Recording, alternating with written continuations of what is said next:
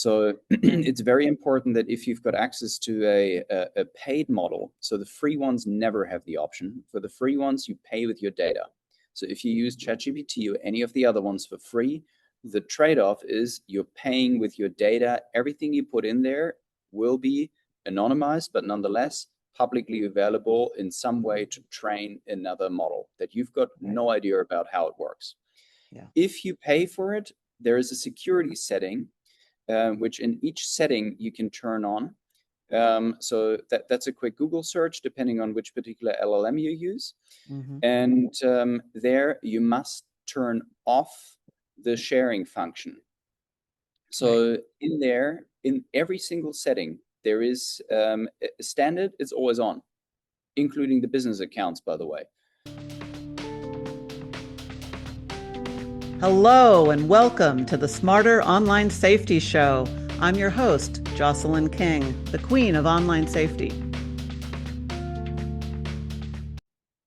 Hello and welcome to the Smarter Online Safety Show. I'm your host, Jocelyn King, the Queen of Online Safety.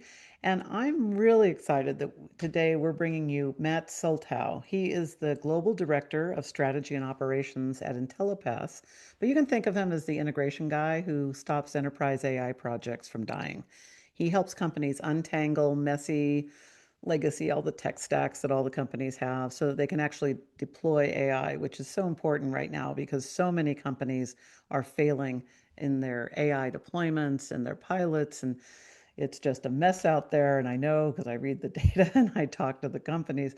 And so he's making sure that it's implemented well, and that keeps it secure and compliant within the safety requirements. So if you're tired also of hearing the high level AI theory and tech jargon, and you want to know how to actually make data trustworthy and automated in the real world, Matt's the guy, and that's why he's here. So thank you for coming us today, and from your home base in Hong Kong. Welcome, Matt.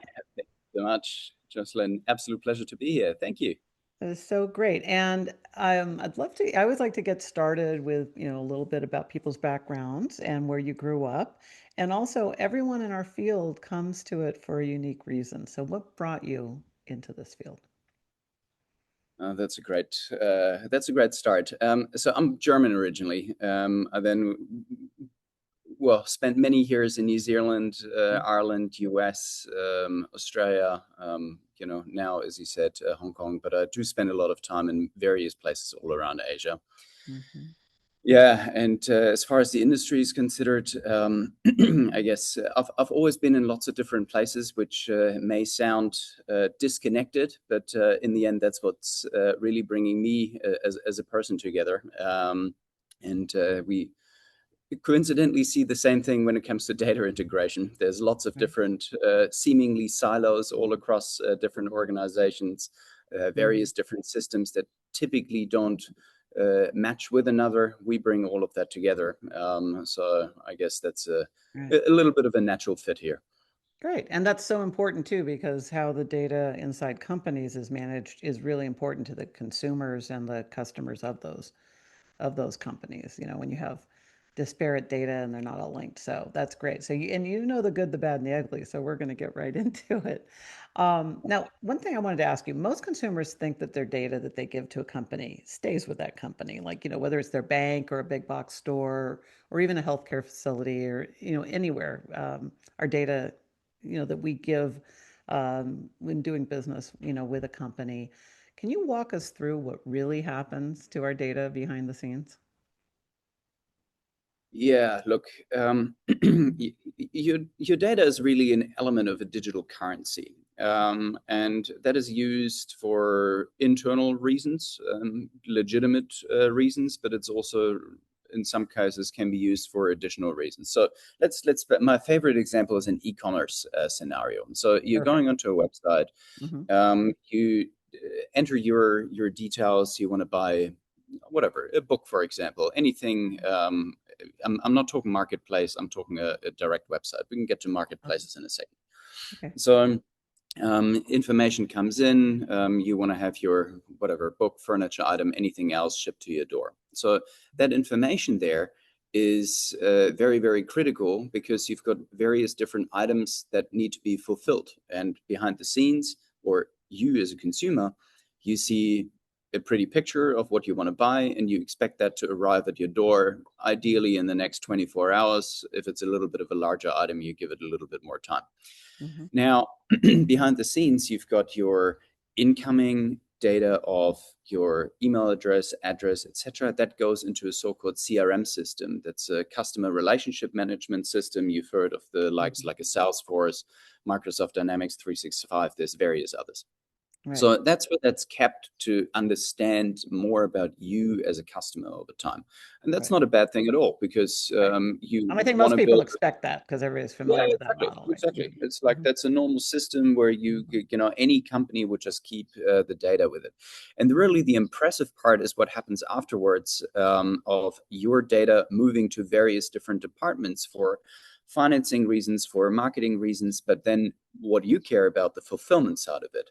Mm-hmm. So if you've ordered a furniture item, that needs to go to a particular warehouse to raise an order for them to actually pick it out of the warehouse.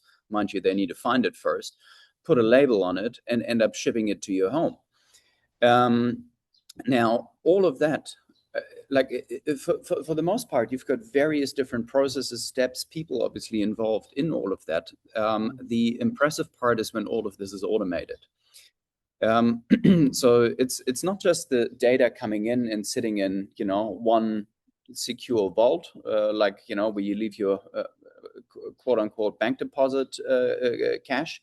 Mm-hmm. But it literally is shared all over the place. That can still be in a secure environment if the architecture is right, of course. Mm-hmm. But you really have that information legitimately shared between 10, 15 different systems Right. for one piece of furniture delivery, for example. And the complexity increases when you've got third-party delivery teams in place. Then your address and so on needs to be shared to them. If you've got furniture items ordered or any items ordered that come from various different warehouses, so it can get very, very complex very quickly. Mm-hmm. You just want to make sure that all that data flows naturally and in real time to make sure that customer-centric organizations really get to delivering on what they promise to their customers. Well, and just in terms of that data being out there now, so because this is the thing, you mentioned 15, and you've seen this too, and I have to do like there was a conference I was at where one of the experts got up and showed a purchase on PayPal and the flow going through of all the hands that data passed through about you, and your likes and dislikes and where you live and all of that, and it was 247 entities getting that information about you. And then any one of them getting a data breach, could, then your data is exposed. Now, if it's just first of all, there's not a lot that you have to do a lot today to protect your name and address and stuff like that because it's all so much of that is just public and easily available. And if somebody looks you up, you can find out a lot of information about you. But other things that are more personal information or preferences, let alone credit card information and stuff. Tell us a bit more about where that starts getting a little hairy. Look, I think the part that you mentioned is really important because 260 whatever different systems, Mm-hmm. because of quote unquote legitimate interest, Right. that can become the issue, right? Mm-hmm. Because what I said earlier, if it's architected right and or seemingly secure, and what I mean seemingly is it Mm-hmm. might be today it might be secure, but we've Right. heard various different examples of where new AI tools that have since not been released can completely hack anything, it seems. Right. And that's the absolute reality is that your information is ultimately at risk. Well, we're Now, quickly learning that protected and secure are two different things. Protected means there's a fence of some kind around it, in the digital world. But secure means nobody can get it. And these days, that's nobody can claim 100% on that anymore. yeah, that's a reality. Mm-hmm. So how can you further secure yourself? Very easily. You can have Mm-hmm. various different email addresses for different things. You might be able to use a Right. PO box for some type of mail that you want to use. Right. You might get you might be able to put in place a way of it's difficult with physical goods, right? So you can obviously Hmm. use mail drop boxes. So I've lived in Australia for many years, and there was a very much increasing network of, I think it was majorly Australia Post that ran them, ultimately parcel boxes. Okay. Yeah. Hmm. Yeah, simply because the main reason I think for them was they couldn't get access to the buildings quick enough. So it Hmm. was easier for them to just deliver it all to a mailbox and let people pick it up themselves. And they were conveniently located next to larger office buildings as well. So people Right. could, pick Well, up and their. here in the U.S., like UPS and Postal Annex and some of these places, all will give you very basically it's a virtual PO box and a little more accessible, or allows you to get larger packages, which you may or may not be able to get from the U.S. Postal Service without paying more. But there's a lot of options, and of course, our favorite is the new Amazon drop boxes, where you're actually going to a a Staples or a or a Whole Foods or something like that to Yeah, pick up your. brilliant. Mhm. Yeah. That's a particularly important when people want to have safety. I know, like for a lot of women who live alone or people who just don't, want their address to be out there and available to anybody, because once it's out, it's out and it's on the internet. So if you really want to protect yourself, you want to kind of have that. So that's a really great point you bring up, right? That um, they need to be thinking about even where they have something delivered if they're really trying to protect themselves and their privacy. And one more thing, you won't be able to just know every single time if there's a bit data breach or something, because you actively have to crawl the dark web, which most people don't have access to. Right. There are tools out there that can help you understand that. Mm. So there's a tool I use. So I've got a Mac computer that uses a antivirus system called Malwarebytes. As Hmm. part of that, there's a tool that allows you to understand whether your data has been exposed somewhere or not. In fact, it Right. also tells you that if you're going back to a website that you're frequently using, and I Hmm. recently had that with one, that it said, "Hey, this company here had a data breach. Right. We found information online in the dark web. They actively troll it, Hmm. and that particular company didn't even notify me of that. So if it wasn't for this, I technically would have never learned about it. No, that's a great Now, point. By the way, that's one of the reasons I love password managers like 1Password and Bitwarden, because they have a watchtower thing where they will tell you this has yes. been they've had a breach and you need to update it. So you don't have to actively go search it, and you're finding out about it faster because it's notifying you in your app. So that's really And important. Mhm. if it gets exposed, you have Mhm. one account exposed. So often your Right. email address might be associated to that as well. So Mhm. obviously you could use different email addresses for different reasons and so on. So you can have but in the end, if you've got a particular password, like in my case here, Right. exposed, it was a password that was generated through a password manager. Mhm. Yeah, so therefore the blast radius is very, very low in comparison to the typical my dog's name 123. Right. Um, And just for a yeah, second, just so everybody really gets that, what you're saying. So think about it, everyone listening, that if you have 50 accounts and you use a password manager to generate a unique password for each one, and somebody hacks one of these systems and gets one, you've only got one account exposed. If you're repeating that password 50 times and that one's and it's any of them are leaked, they now have access to all 50 of your accounts. That's the reason that Matt's talking about this being so important, because that's how you protect yourself across all your other apps. And you mentioned something really well too, which is you have more than one email that you use. You don't use the same one for your newsletters and coupons and things like that that you use for your banking.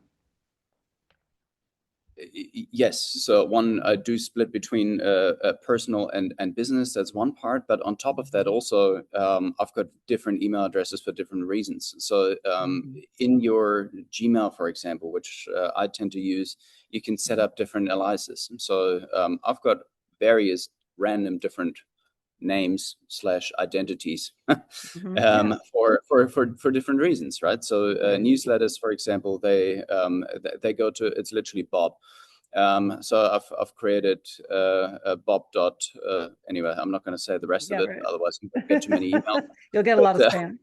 uh, the yeah, so that goes to one email, but really what it does is it just filters through to my main email as well. So Right. that's one part. Hmm. On top of that, then it's hard to keep up with that. And just you just mentioned password managers, super Hmm. super super important, Hmm. because if you're trying to create different identities for yourself with different logins, with different everything, it's really hard to keep track of all of this. Right. And the battle I always have with my parents is they love putting the details into their phone because Mhm. that's obviously convenient for them. Right. And initially, the passwords were all sitting in their address book. Luckily, that's then at least encrypted with the iCloud, but nonetheless, Hmm. that's not where they Hmm. should be. Correct. So it was good that then Apple brought out the passwords app natively to the iPhone, Hmm. which certainly helped because suddenly they had a password manager that they said they never needed. So Hmm. that works. But in the end, my true recommendation is keep generate every single password. And honestly, if you can remember your password, it's the wrong password. My That's the quote of the day. Just remember that. That is so true. If you can remember it, somebody can hack it. generated, there's a generation button, and that generation button gives you a random sequence of Mhm. different of different characters. Right. Now, don't be afraid that you have to type it in every single time, because you don't. You all have to Mhm. do is how to copy it and how to paste it. Right. So, and that little bit of just having a second application open that Right. can handle all of this for you, where it's actually encrypted. Yeah. Encrypted means that, like from the outside, no one can see it, because it's basically, if you crack into it, it's only gibber. So, but when you've got this encryption key, it's like a that it, it, it's like back in the days with the treasure hunts that we used to have as kids. You've got the little code words here, and then this turned into the full picture of it. That's exactly what happens behind the scenes with any of these encryption tools. So Right. you've got a secret key, which might be your finger, Hmm. um, your face as a unlocking mechanism, and that Right. authenticates the access to the real password, which you ultimately just copy and paste where you need it to be. Right. No, that's Easiest so way. important. That is so important. And I'm 100% with you on that one. Now, one of the things that you work with so much, and you mentioned it in the last couple of minutes, was AI, and the whole issue with AI. One of the questions we get a lot from individuals is their own use of AI, for their personal details and having it help them with their life, everything from helping to put together, a fitness plan or something, but also financial tax, tax implications. So any kind of financial advice, it's also, they're putting a lot of information in about relationships. People are using them as coaches. In fact, I saw a statistic of how many people are canceling their individual therapy to now use, AI as their therapist or their coach. So they're sharing a lot of intimate details and psychographic information, would say, personal preferences and concerns. And then within the work environment, a lot of people are going into work, and in order to get their work done with all the pressure of how to use AI, they're putting work information into AI systems. Now, a lot of companies have adopted AI systems they're supposed to use, but then a lot of people are using their own, which is called shadow IT, right? They're using their own rogue use where they're putting company information into their instance of Claude or chat. So uh, I don't think a lot of people understand all the implications of all this for their personal life or for what it means for their professional, work life and their job. Could you put this in perspective for us, in terms of what's happening with that when they're trying to help live their life and do their job? Yeah, look, first things first, AI is incredible of what it can do. AI can give us so many different insights to various different ways on how we haven't thought about it, Hmm. things before. But like we're really at the start of this here in comparison to, and I'll always make the start of the internet comparison analogy here.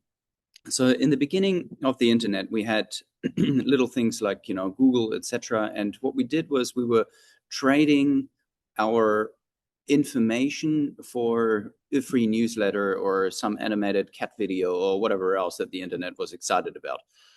So that pure concept basically hasn't changed, but it's only really been amplified. So back then we wanted one particular piece of information, but that's really been used in isolation by some company to then give us access to maybe an animated picture or a ringtone or whatever we wanted.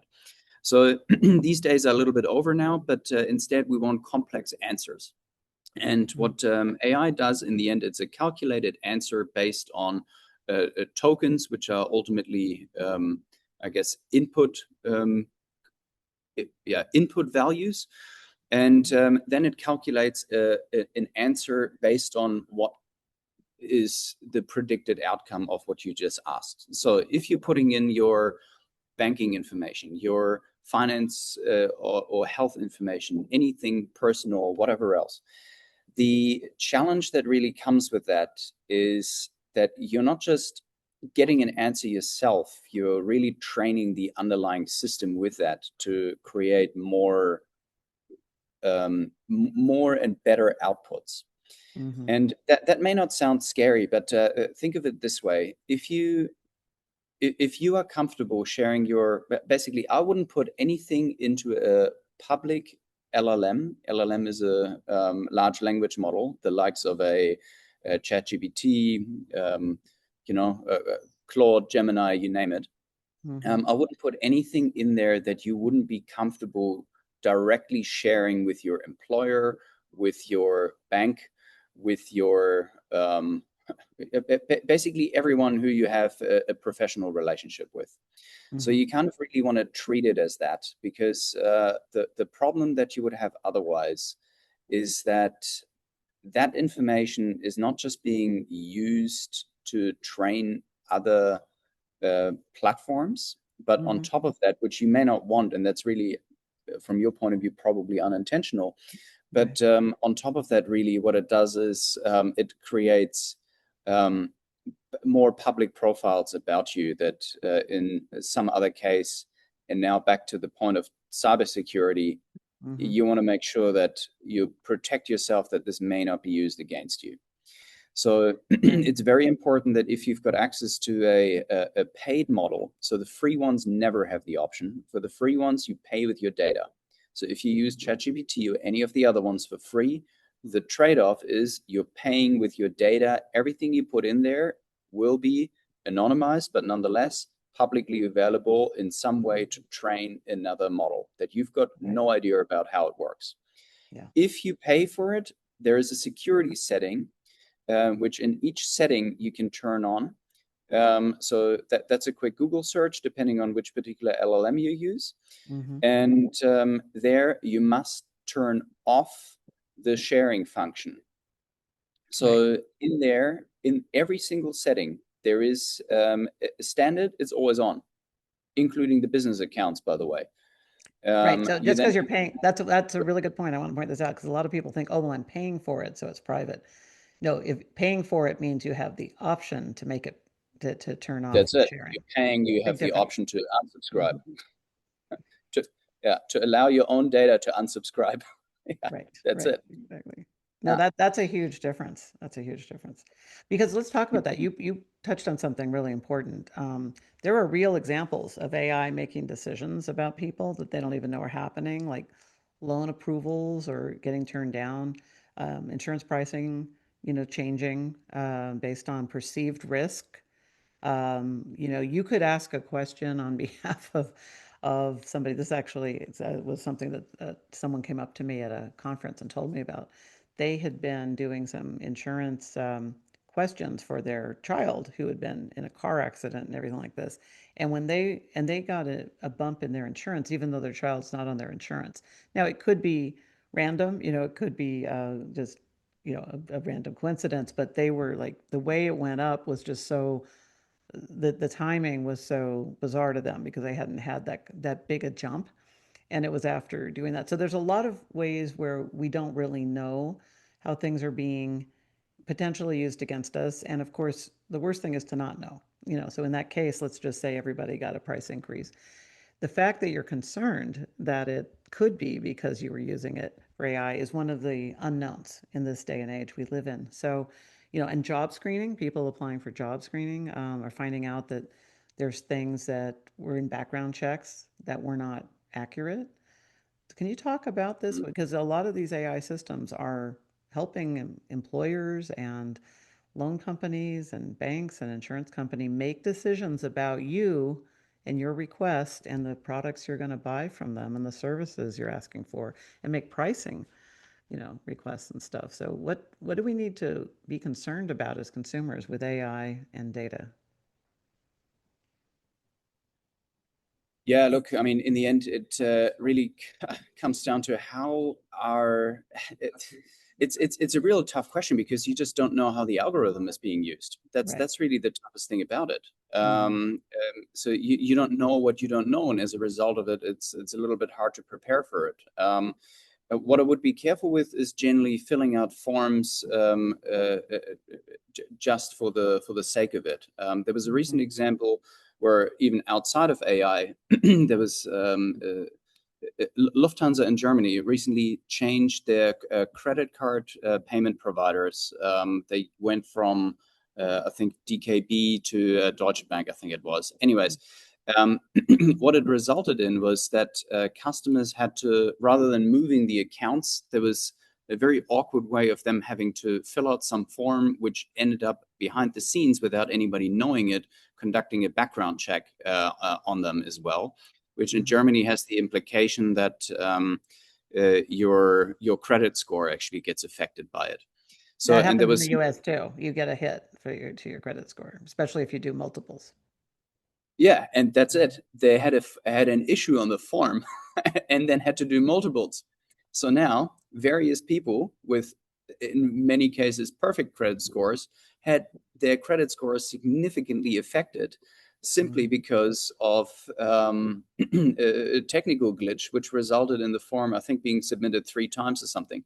And that made so much of an impact that Mm-hmm. now now on the one side, you go to your payment provider, whether this is your airline card or anything else, uh, obviously with the best intention of trying to get your card reinstated. Because this Mm-hmm. is, if it was up to you, you would have stayed with the old bank. This was a decision that the airline made, right? Right. So You they weren't wanted to volunteering for card. this exercise. Exactly. No one's putting their hand up to have their cards changed.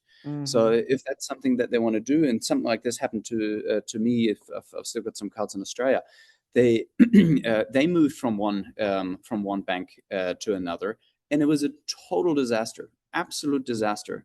Mm-hmm. And this can happen on a regular basis. In my case, there wasn't that much of an issue, but in the end, you don't even have to have AI involved for something to go really wrong Right. behind the scenes without you really knowing it until you need to apply for credit genuinely. Right.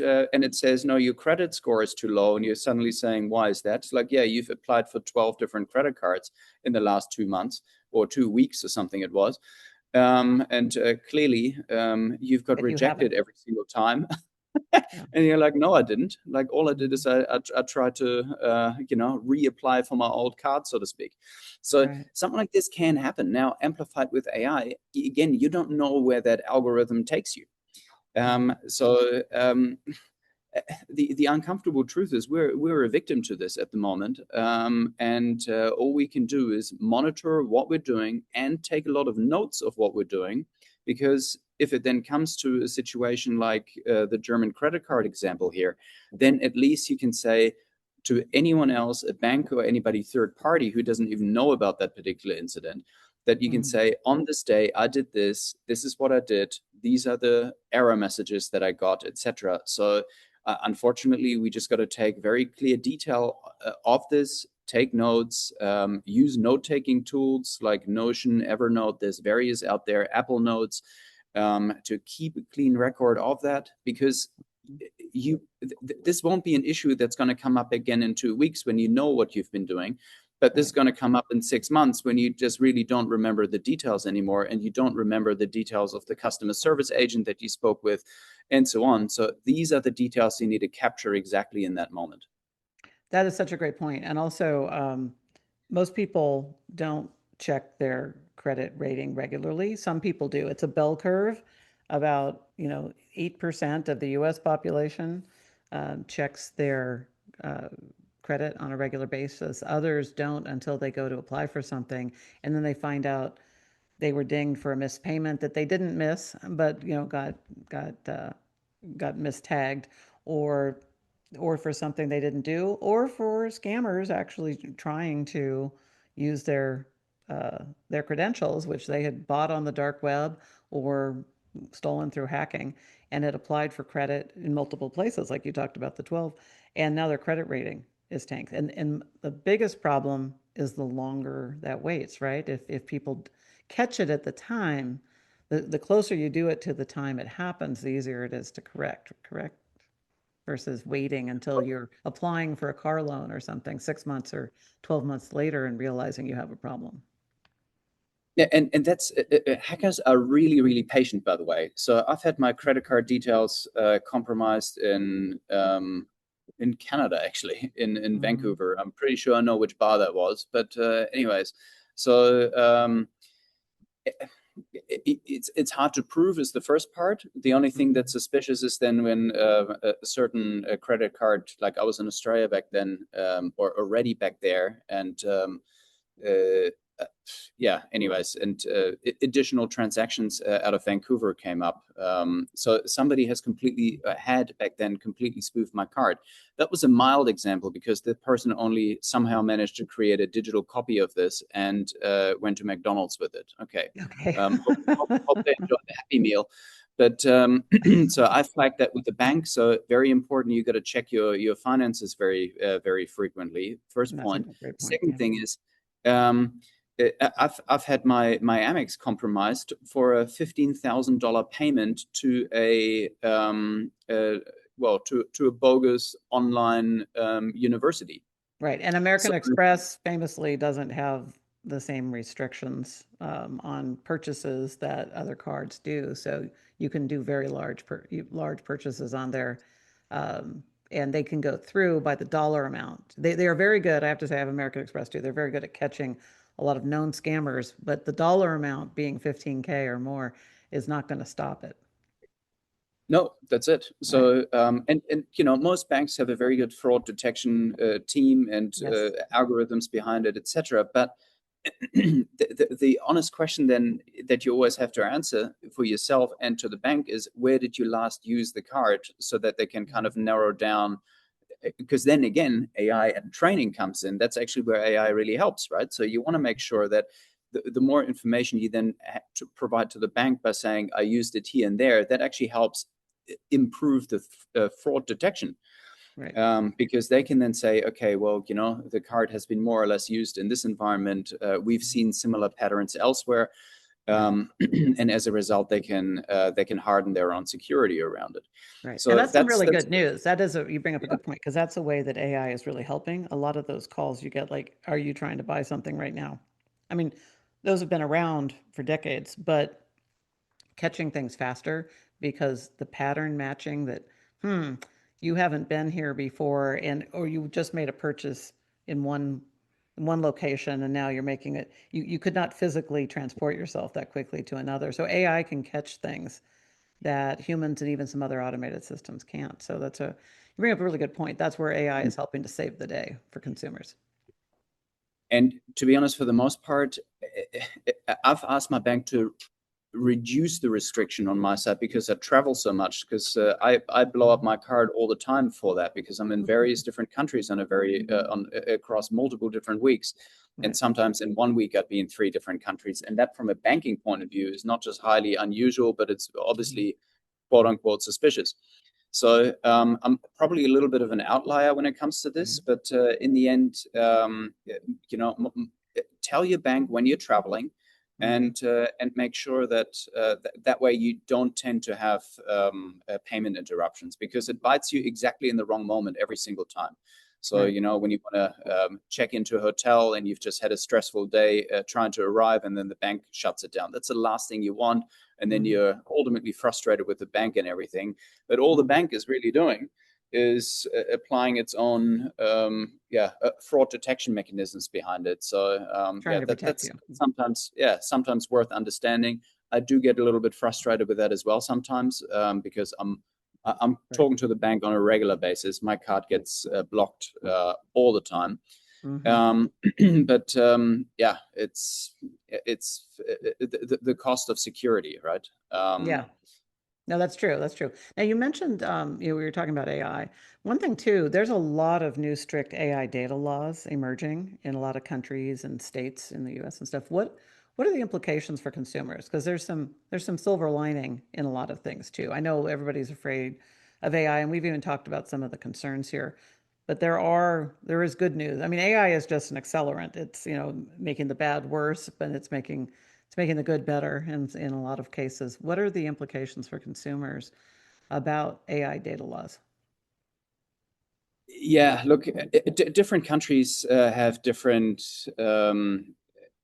implications of that. Hmm. So when it comes to AI compliance, underlyingly, what governments are trying to do is protect the public from AI generated content and consuming it really without knowing it.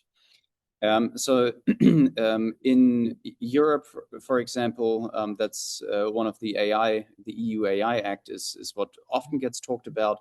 Hmm. It's really a risk-based framework that focuses on putting the owners of strict data governance, of logging, traceability, Hmm. all of that, especially of so-called high-risk AI. Those are the ones that are really handling personal identifiable information. So that's your HR tools, finance systems that might handle credit or credit card informations, etc. Healthcare, obviously. So they are governed with the highest risk rules, and that's been around. Or in fact, sorry, that will take official.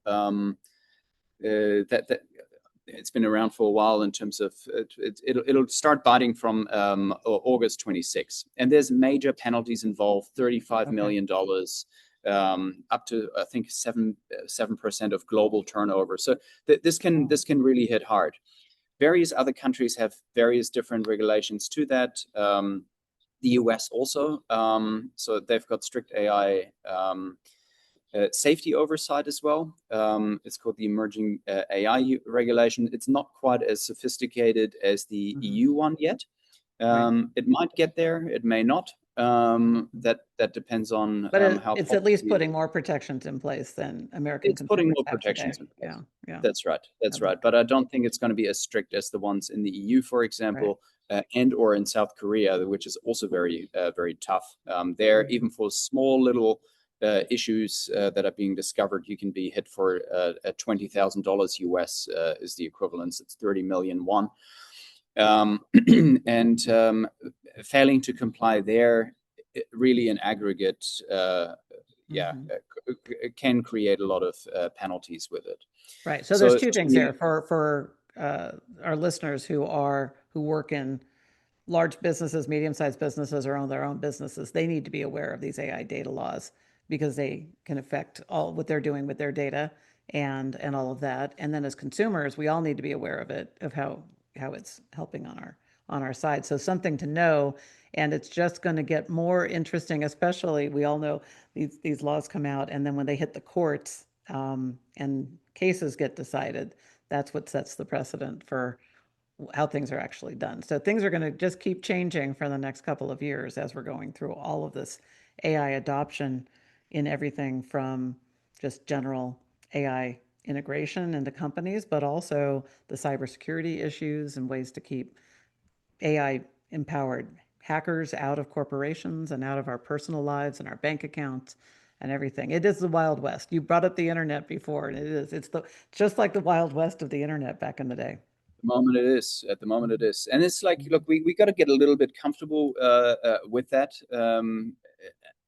But yeah, so the AI, like any law that'll come in place, will never be quick enough to properly govern what's coming out, right? So it's It's always going to always be lagging. It's going to be lagging, not always leading. going So to be lagging.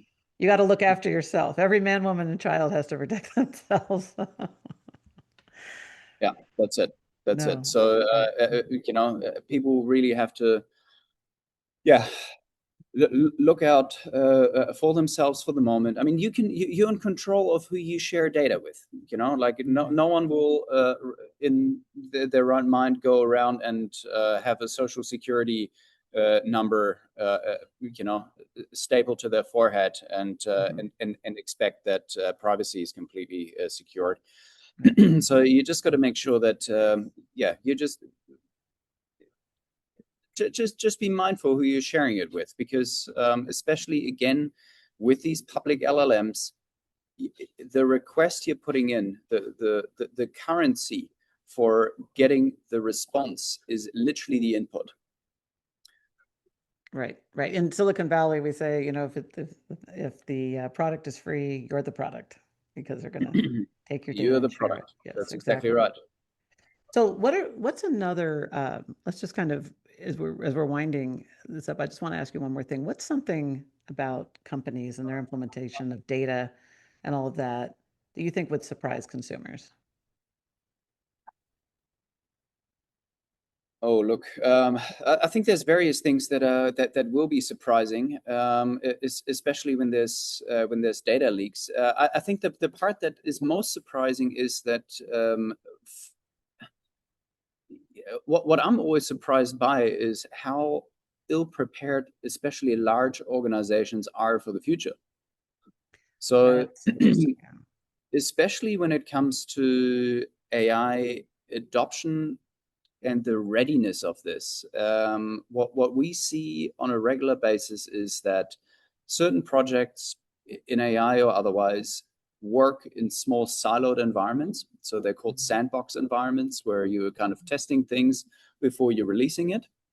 I'll give you an example from an insurer that we're working with in Singapore. So, we do data integration as a company, and our focus with this is getting data AI ready, ultimately making sure that lots of different systems can naturally talk with another to allow real time, not just integration of these systems with another. So it's a platform approach with it, Mm-hmm. but also making sure that the right information goes to the right system at the right time. So Mm-hmm. um, underlyingly from here, so what data needs, and we talked about you are the product when you're feeding ChatGPT, etc.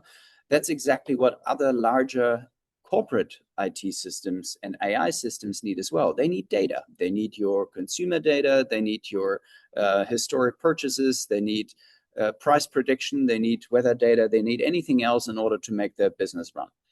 Mm-hmm. Now, that information needs to be available in AI systems in real time, ideally, because there's a real time request coming in, which means in real time it needs to deliver an answer.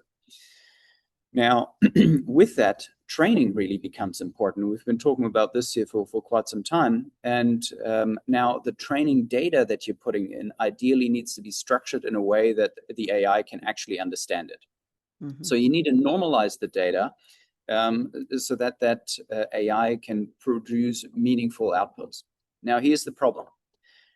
In a sandbox isolated environment that's like a laboratory environment, everything works Mm-hmm. because you've got the right data being put in, it's cleaned, all that stuff, and you've got predictable outcomes as well because you're kind of expecting certain things to come from your Right. experience. It's completely Uh, contained. it's contained. That's it. Mm-hmm. Mm-hmm. Um, the hard part is then taking it out into the wild world, and that's where things fail. So, Mm-hmm. example from the insurer in Singapore, they had an AI contact center that they tried to build, and it sounded really good on paper because you've got a transcript coming in. The customer is still talking to a real agent, so not fully automated, but the transcript is behind the scenes, Mm-hmm. and it gives real-time answers of what to say as a response. So Mm-hmm. on the one side, you've got a request coming in for various type of insurances, and then the perfect answers are always on the screen. Sounds Mm-hmm. magical. Problem is, didn't work, at least not at scale, because the AI made up details that really didn't exist. Insurance claims, product details, etc., that just really Oh, didn't. it was giving offers that were not actual products of the company. That's exactly right. Mm-hmm. Mm. So, and you can, And then the consumers say, "Great, I'll buy that." Then you're stuck, and then you've got a problem as a company. and then you go to the next part. Yeah, and in some Mm-hmm. cases, it was just incorrect advice. So on the one side, it was product related, but really it was about details of product and what it would cover, and it was especially about claims and covers and what's included and whatnot. And it was just plainly wrong. So, and this is a classic example of it worked well in a sandbox environment. This is your Mm-hmm. laboratory, controlled ecosystem. The moment you unleash it to the wild world, you don't know what's questions going to be asked on the other side. So that's the reason why you train people. So now this is also the Right. reason why you have to train AIs. Right. Um, and AI needs to have access to the right information at the right time. So, because if there's changes in policy, because that was another issue, there was some things that the AI was telling old information and not the updated information because the training hasn't been adequately updated on it. Right. So, various different examples of where things work very well in a small scale environment, and then from there, it fails. Right. Well, I And think the takeaway from all that is AI is doing exactly what it's programmed to do, but if it's kind of like not having a good engineering prompt or not giving it access to the right data, it's going to do it's going to show every missing piece of information or instruction that it should have had, and the way we're learning is through the accidents and the mishaps. yeah, and it's got serious implications, not just from a Mhm. security point of view as well, but also financially. Because Mhm. quite interestingly, Gartner predicted this. They said in February last year, actually, they said that by 2026, 60%, 60, of AI projects will be ultimately abandoned simply because of non-AI ready data. So, Yeah. and that equates to $60 billion in global AI investment ultimately lost by this year due to abandoned projects. And Wow. that's simply because the AI is not ready for it.